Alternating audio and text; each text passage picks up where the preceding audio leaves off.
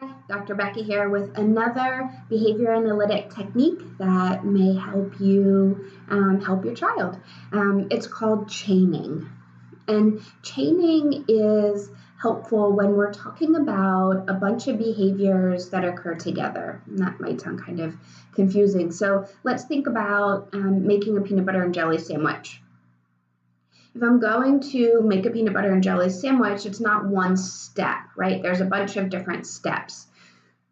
First, I get out the peanut butter, then I get out the jelly, then I get down the bread, and I open the bread bag, and I take out 2 pieces of bread, and not the end pieces. We call those duck bread, all right? That's what you use to feed the ducks.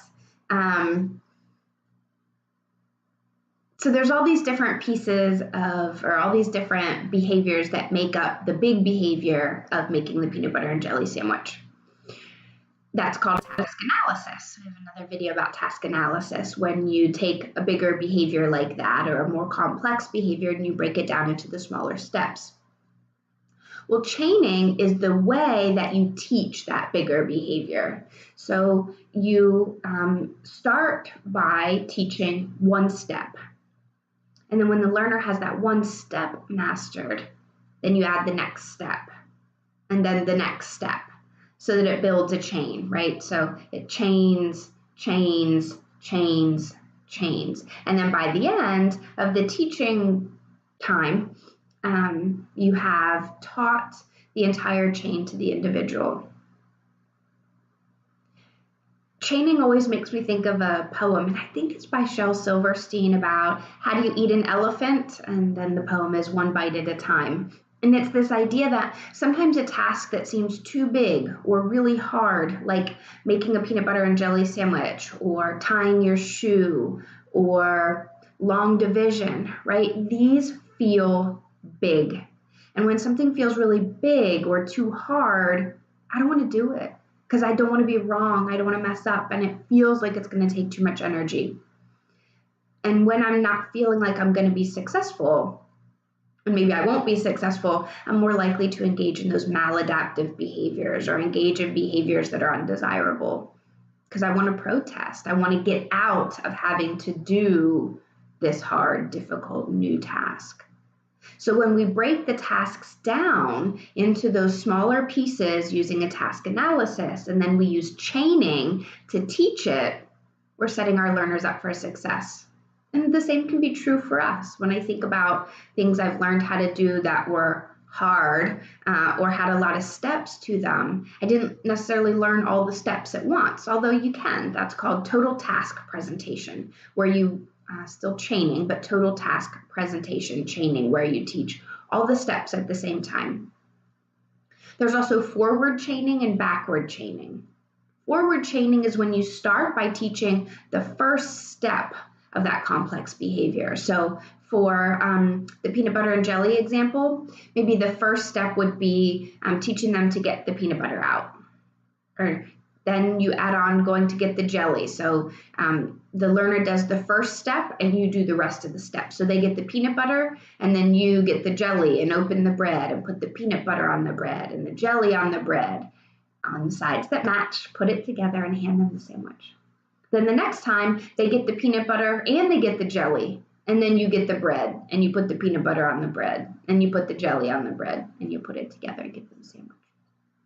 And you continue that way until the individual is doing all of the steps. Backward chaining is just like it sounds. You do all of the teacher does all of the steps up until the last one, and then the learner does the last step, and then usually accesses the reinforcement, right? Because the last step of the peanut butter and jelly sandwich of putting it together, then you eat it, right? And so you're ready to get that reinforcement. Or for tying shoes, oftentimes if you do all the steps up until the last one, the child pulls the loops through, and then boom, it's time to go outside, or it's time to go do something, and that's usually reinforcing. Then the next time, then it's time to make the peanut butter and jelly sandwich, let's say, and we're doing backward chaining. You get out the peanut butter, and you get out the jelly, you get out the bread, you put the peanut butter on the bread, and then the learner puts the jelly on the bread, and then puts the pieces together, and then eats. And then the time after that, after it's mastered, right, the jelly putting on and then putting the bread together, then you do all the steps up until they put the peanut butter on. Then they put the jelly on. Then they put the pieces of bread together, and then they get to eat it. So backward chaining, you as the teacher, you do all of the steps up until the last one, and then the learner does the last one. And then when that's mastered, then you do all of them up until the second last one, and then the learner does the second last and then the last. So again, we're talking about chaining, and that's a way of teaching a learner or a child or even ourselves how to engage in a more complex behavior that has multiple steps. And maybe we do a task analysis first, which is when you break a complex behavior down into all of those smaller steps. And then we use chaining to teach that set of complex behaviors, or that complex behavior by using the task analysis we created. And there's 3 different types. There's total task presentation of chaining, right, where you're teaching all of the steps at once. Then there's forward chaining, where you start by having the learner do the first step, and then you do the rest. And then the learner does the first 2 steps, and then you do the rest, and so on until they're completing all of the steps in the behavior chain. And then we also have backward chaining, where you do all of the steps in the beginning, and then the learner does the last step.